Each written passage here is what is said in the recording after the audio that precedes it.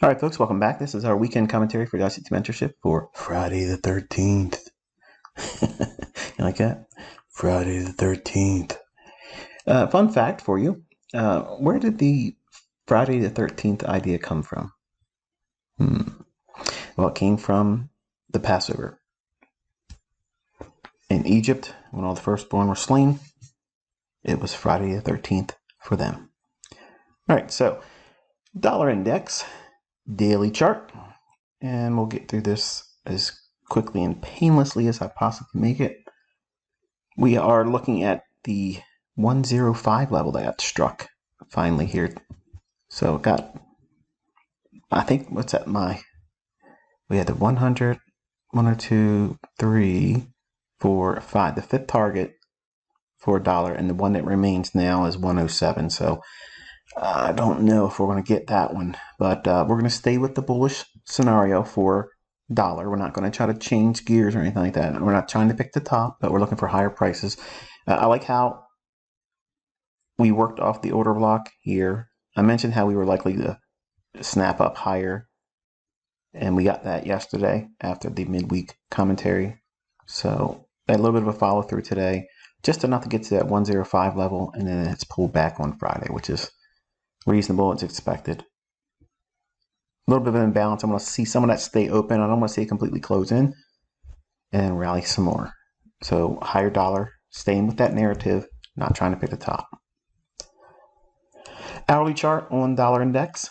All right, so we're looking at how we may, hopefully, get to continue higher with this risk off scenario. But should we get a little bit deeper retracement in here, I don't see anything that's terribly obvious. It may want to come back down into the 104s here. So we can see it trade down there. It's not really that much of an imbalance of any kind that's noteworthy. Small little liquidity pool here. I'm not certain. I think it's pretty limited on the downside unless it just really completely washes out the relative equal lows here and comes back really aggressive. So that would be the only expectation I would have. Like if we get just a crazy reversal unfold, and I'm not even certain that there would be anything that would be a catalyst for that at this moment. So, we're going to see what we see obviously on Sunday and Monday, but I'm going to stay with the bullish scenario. All right, here's a 15-minute time frame. Did a little bit of a markup in here for you so that we can see some things. Last down close candle here prior to the imbalance. That's your bullish order block. We traded down into that today. After all of this run up, retrace down in. We have the order block, fair value gap, hits it beautifully, rallies, order block here, trades down into it, finds some support, rallies, comes back down in, hits the order block there, rallies again, down close candle, returns right back into it here, then sends it up into the buy side liquidity there, and also pumping up into that 105 level. Rounding out our week, not too bad, even for Forex this week. Then we had a nice retracement here, aggressively lower, attacking the sell side here, and it just looks like it wants to run maybe in here. And also now on the 15-minute time frame, we have a little bit of imbalance exposed here. So we might want to come back down into that 104.10 level, which I think is around that same level I was pointing to on the 1 hour chart. So we need to get down in there. All right, euro dollar daily chart. All right, so we finally gave up the ghost here, and they let this dirty dog run lower. I failed to see my 1.0340 and 3 pip at target. So I cannot really cheer too much here because it didn't hit my objective. Dollar gave it to me, but euro dollar just fell short of my objective. So that's a failure. The idea of it looking to go lower on Wednesday, might want to snap down there with a higher run with the dollar index. We got that, but who cares? I mean, there wasn't a whole lot of excitement in the move. And here we have nothing really that's all that obvious in here. Ran some buy stops here. Broke lower, consolidated. Small little consolidation, breaks, immediate rebalance, then sends it lower. Just a real hard read in here for Euro. I mean, you'd have to be positioned way back here to get involved in it. And obviously going into Friday, it's just been choppy. Looks like it wants to pop up here, run some buy stops.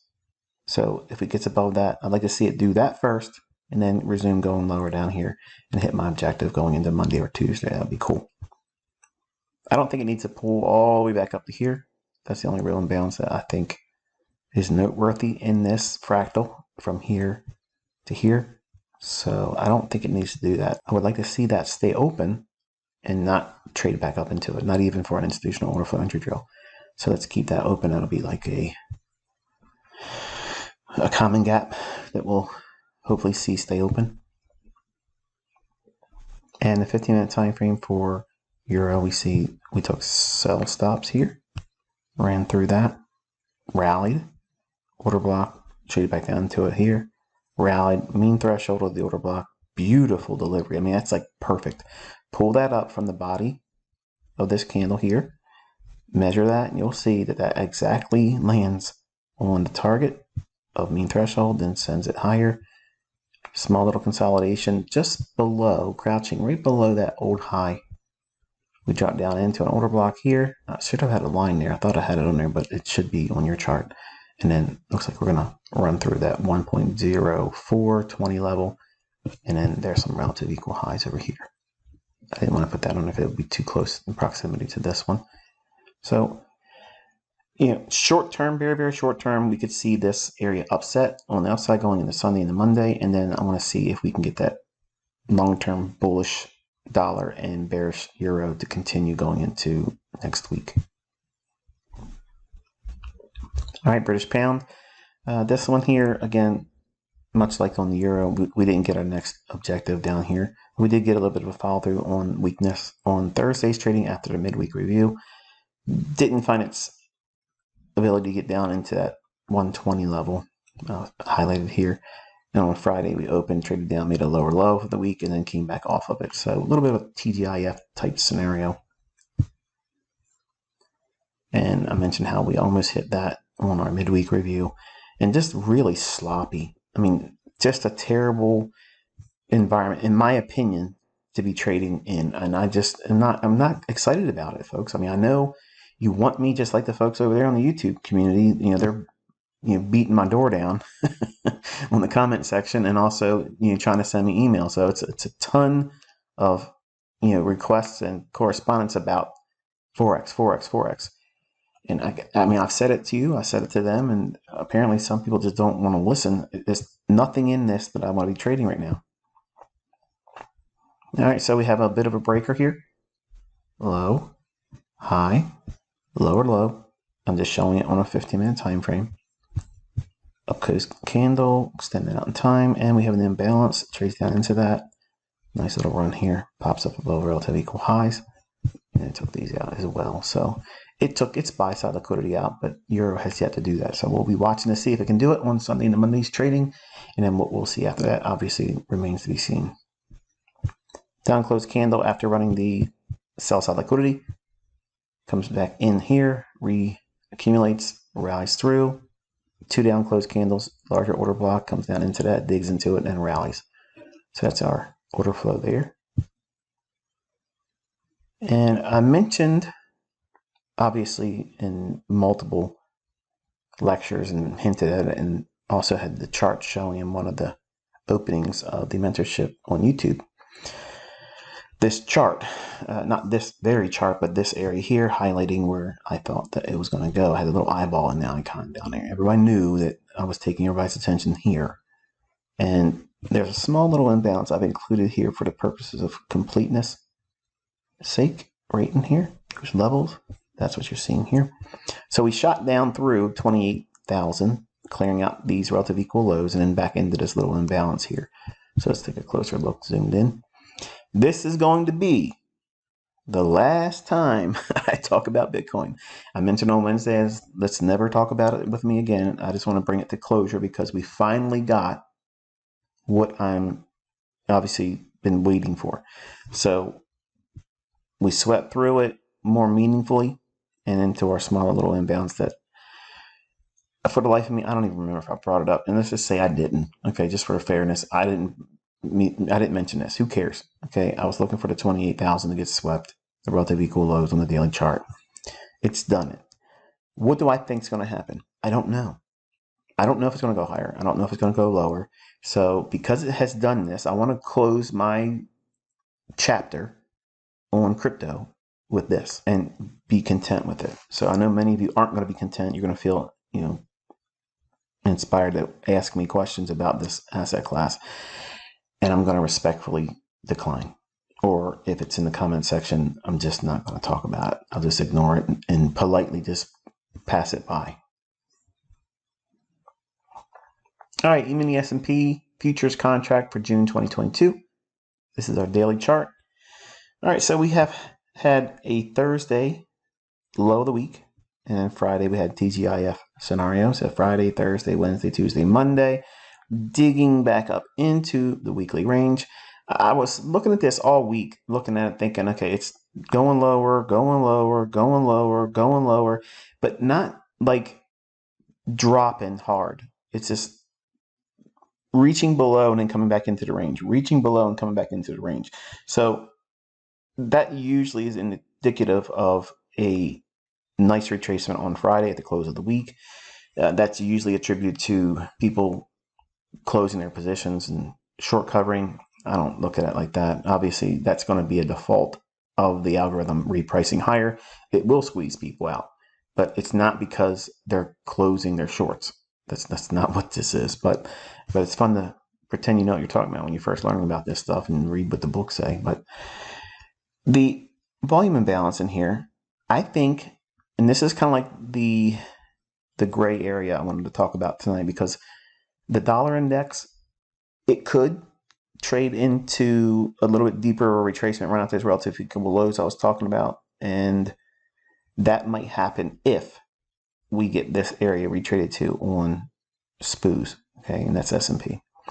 So we look at this range high down to this range low. We can pull back up into this area. This would be equilibrium premium-ish. And if it goes there and then rolls lower, then obviously that's something that might be a setup to watch. What does it mean for us right now? I'm thinking that this is where the draw on liquidity is right now, near term, okay, for SPOOs. So we'll see. Does it give us the run back up into that 4,085, 4,000, I don't know, 4,100 we'll call it? That, to me, I think is a realistic objective going into next week for retracement purposes. I'm looking for that as a near-term draw, but I'm going to weigh it out and see if there's something I can go short with in that area. But right now, it's a little bit premature in that regard. All right, the hourly chart on SPOOs. Last two down closed candles, we ran higher. Buy side balance, sell side inefficiency, institutional order flow. Entry drill would have been nice if it could drop down into that here. It wasn't having it. It was a small inside candle on the hourly chart, so it's compression. So small little ranges, when it's inside the previous range, sets up what? Large ranges. And we get this big nice run here, and it starts rallying higher. From the high to the open of this down closed candle, that's what I'm framing out here. It's a mitigation block. This is consequent encroachment there. Look at the bodies respecting the old high here. And then one more time in here, and then rallies. And the order block here hits it. So we have buy side resting above over here. And just a really, really hard, very, very difficult. I know the videos I've shown on YouTube this week with me actually taking entries and managing the positions, it may seem like it's really, really easy. It's not, because those are the only trades that I've been able to find, whereas I'm usually able to find lots and lots of trades It's so muddy right now and sloppy and just choppy like crazy. I don't feel confident to go in and take a lot of the trades I normally would have done. And I could have ran that demo account up to $1 million in the last week, just doing what you watched me do since the 6th or something on there. So I started working that little demo account and ran up real quick, just because I like doing it. But the present market conditions, I got to tell you, it's hard. Like it is really, really hard to find the level of trades that I'm used to finding. But obviously, just scale it back and look for the things that occur during the AM session and the PM session in the equities market, and just pick your shots accordingly and try not to do a lot more than it's necessary. Now, obviously, you can see, I did 36 contracts on, the NASDAQ today, and that's assuming we're using discount broker leverage. Okay, so I know some of you would be like, wait a minute, can you really do that many contracts with not with a standard broker, but for a broker like AMP Futures, they allow for obviously a deeper discounted leverage. Okay, so in fact, you could trade an E-mini S&P mini for like $300 margin. So why anybody would want to do that with like a small account and risk ruin is beyond me. But there's obviously people on YouTube pretending that that's something you should be able to do and replicate, and I don't think that's something that anybody should try to do. But to each their own. And here is the 15-minute time frame using everything I gave you on the hourly chart. And then as we start to drop down into this imbalance, and we're going right into the 4-minute chart because I'm going to go into the NASDAQ because you saw me actually trade that one. So the 15-minute imbalance here, we trade down into it. Look at the bodies respecting that. I mean, it's just beautiful price delivery. Yes, you have the inerrant price action where it trades down to the order block, but the bulk of that volume is being contained and held at bay with the 15-minute time frame imbalance. So that fair value gap supports price here. Then what happens? It rallies above here. What is that? This candle creates a shift in market structure that's bullish. And then this candle closes. What does that create? Fair value gap, bullish market structure, larger fractal. From high to low, we are what? Discount. With a shift in structure that's bullish, fair value gap, that right there is a buy. That right there is a buy. That right there is a buy. Release to the upside, old imbalance here. So we have this market trade down lower, comes right back up, fair value gap there at the highest swing high. Then we have relative equal highs, which I think obviously that will be the target for next week going into new week trading.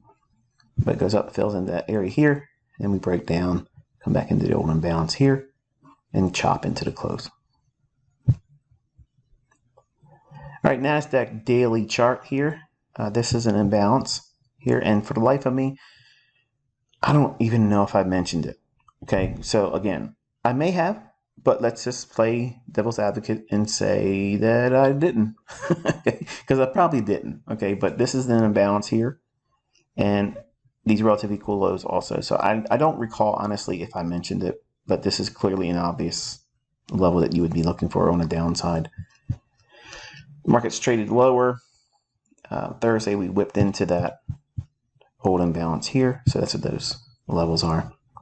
And you can see we dropped down into it on Thursday's trading there and started the rally and mitigation block here. And we have an imbalance here. This is important because I want you to see the market maker buy model. Consolidation, distribution, redistribution, smart money reversal. That's over the course of 2 lows. This makes it very difficult. And this is what I was referring to by it's choppy and it doesn't give me as many setups that are clean as I normally look for. Now, does that mean that the algorithm is being changed, that ICT has spilled the beans and now the goose that lays golden eggs is now dead? No. It just means that this is unbelievably volatile right now. Like, it's hard right now because it's easy for these algorithms to fleece everybody. It's going all over the place because there's lots of people in here gambling. Why? Because they see big ranges where they can make $10,000 in one day per contract. That's very enticing. So that's why you're seeing a lot of retracements back into the previous range that you normally wouldn't expect to see.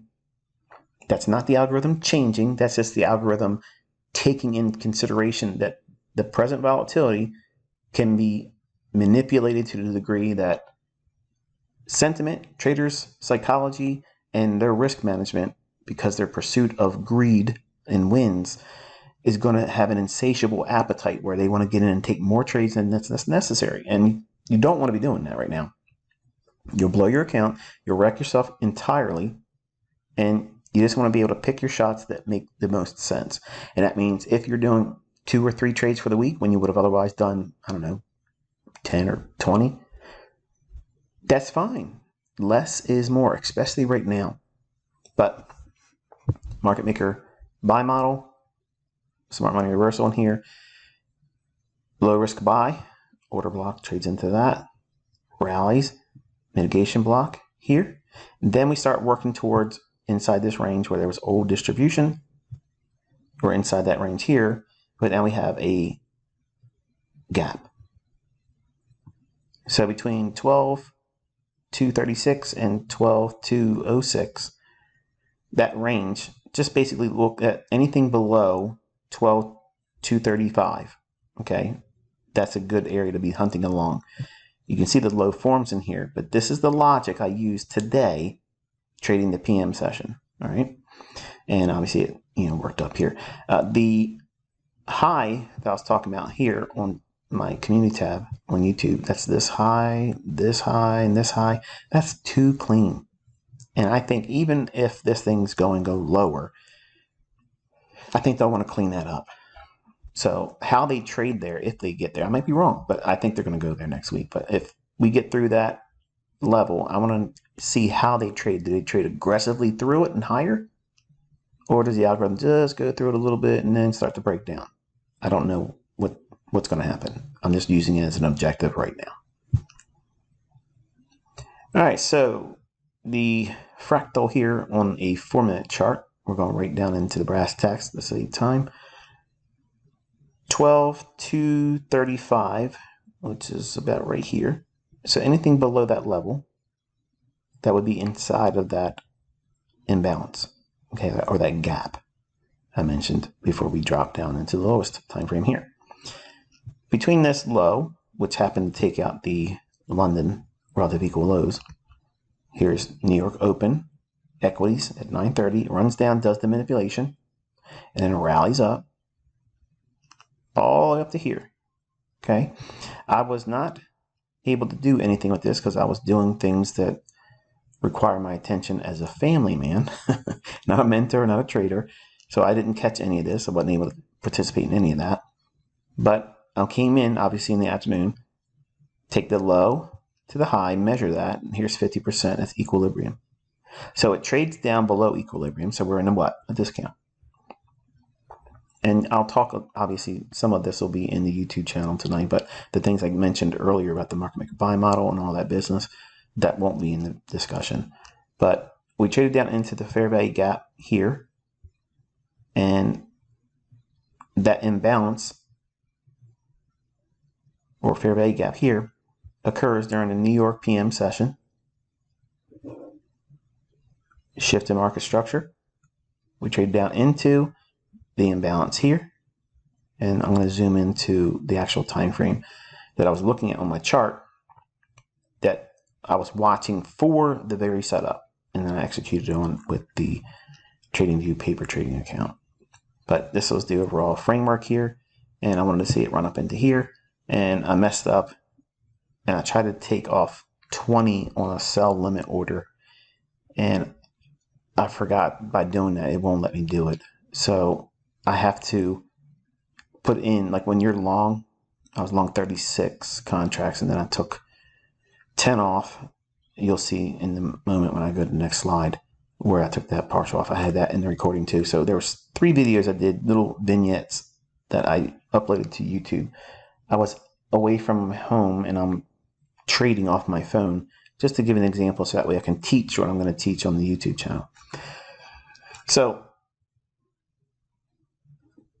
when I'm long like this, if I want to take off like 20 and I have 26 on, I can put a limit order in here, separate order of selling 20 at that price. So when it would fill, it would take offset the 26, then I would just have 6 remaining contracts. So that's what I should have done. But I was on the fly doing it and trying to do too many things at once and doing it off of a phone. That's why it's something that you shouldn't be doing. Okay, you shouldn't be trying to trade off of a phone, because I messed up today too. But I shared it just to show you that this is what can happen if I'm doing the things I tell you not to do too. Even though I was able to nail down this, it doesn't make a difference.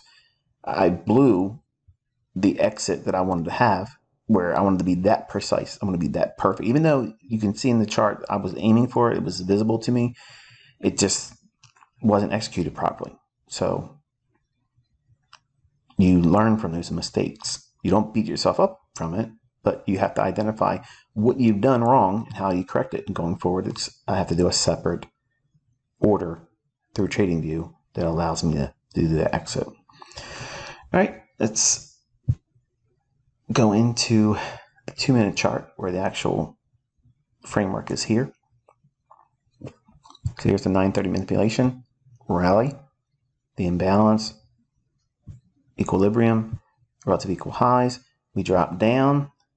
Okay, so we have the market drop into the fair value gap, consolidates. We have the displacement here, shift in market structure, that's bullish. Fair value gap, this candle's high, that candle's low. We trade down into it. There's multiple orders being entered here. I'm buying it here as it's entering into the fair value gap. Then I'm buying the consequent encroachment of the fair value gap. And then I'm buying it when it got real deep to almost, I thought by clicking the market button of buying, I could get the closure of that as it was happening, but it didn't go down there. But there's the 3 entries right on that candle, all 3 logical levels. And then it consolidated, and I obviously annotated that I was expecting price to do this very thing here. It rallied up. There's where I took off 10 of the contracts, so I had 36. It dropped down to 26 here. Then the plan was to take 20 off here and then leave 6 on to see if I can get that 12,553 level. And obviously we were late in the day, and that was the reason why I just started scaling out the majority of them. So you can see the exits here, here, and here. And then finally I closed the last one here just because I wanted to be out of it. I knew it wasn't likely to go up into that 12,553 level, and I didn't want to have anything, over the weekend. So it was closed here. Obviously, when you see things like this, it kind of like really solidifies and encourages the students, like all of you. You're used to seeing these types of things, but pushing the button, managing it, seeing what it is that it should look like. These are the things that, you're supposed to be practicing. Okay, I can do this every single day, but what happens is you grow accustomed to looking at me doing it, and it becomes a spectator sport versus a interactive study where I'm pointing to certain things, and I want you to use that logic to go in and do what I'm doing. And you'll learn by doing the very things I'm doing. You're going to make mistakes, and you're going to learn from those mistakes, and you're not going to be afraid of the mistakes. That's how your mindset should be. In early development, you want to make those mistakes because that's how you're going to grow. You're going to understand better about yourself. You're going to understand about the model, your algorithm that you're building around the market's algorithm. So you're going to have a marriage between what you understand and learn from me through price delivery, and you're going to build your model that's uniquely linked to you and your psychology and your personality that will make sense to you. Some of you may look at this and say, there's no way I would have taken that trade. Others would have been like, man, this is exactly like I'm looking to try to frame my model like this. Now, we were bearish. We've been bearish on equities, index futures. We've been bearish. We've been higher dollar, weaker everything else because it's risk off. But it's Friday, right? What's Friday? TGIF. Thank God it's Friday. That means we're going to likely have a reversal scenario on the end of the week where we can retrace back to 20 to 30% of the range. What range? The highest high of the week to the lowest low of the week. And that's what we're seeing here. I'm working with that logic. So here it is. It's applied. You can see it. And it's not meant for you to ask me to do this all the time. Okay?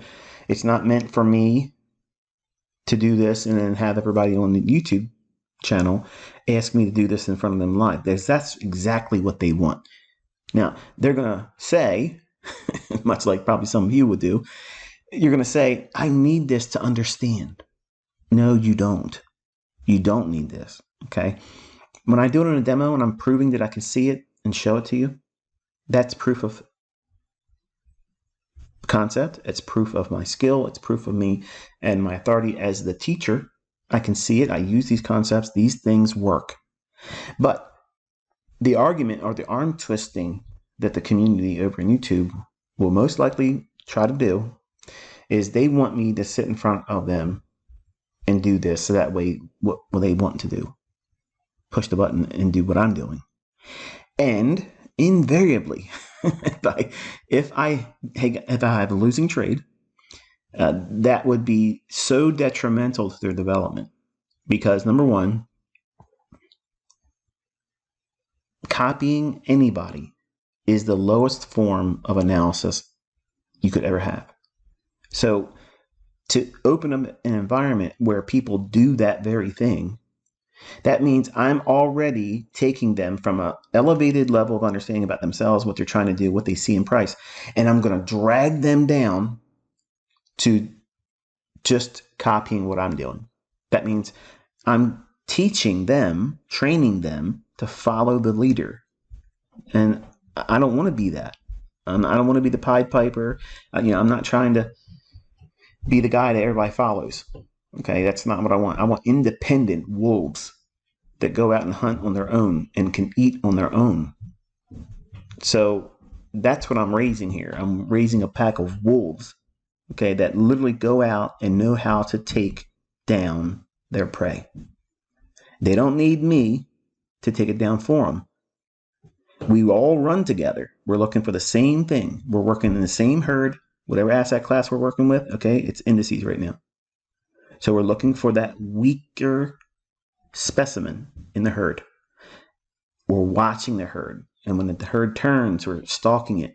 And we'll see that there's a weak one in there. And then we're going to go after that one. It doesn't matter if it's me or you or someone else in the mentorship that takes it down, takes the better entry. We're all going to be looking for these types of scenarios because we are hunting as a pack. So don't try to look at me as alpha and do whatever I do. I'm already taking you to the herd. I'm already telling you what direction that herd is likely to turn next. And each one of you have to run and you have to take down your own prey. Otherwise, you're going to starve. All right, so that's this one. We will touch base, obviously, Lord willing, on Monday for our Monday commentary. And I think that will be it. I'm going to try to get a video up on YouTube. Try not to be too long-winded tonight. And hopefully you'll get something from that one as well. Enjoy your weekend. Be safe.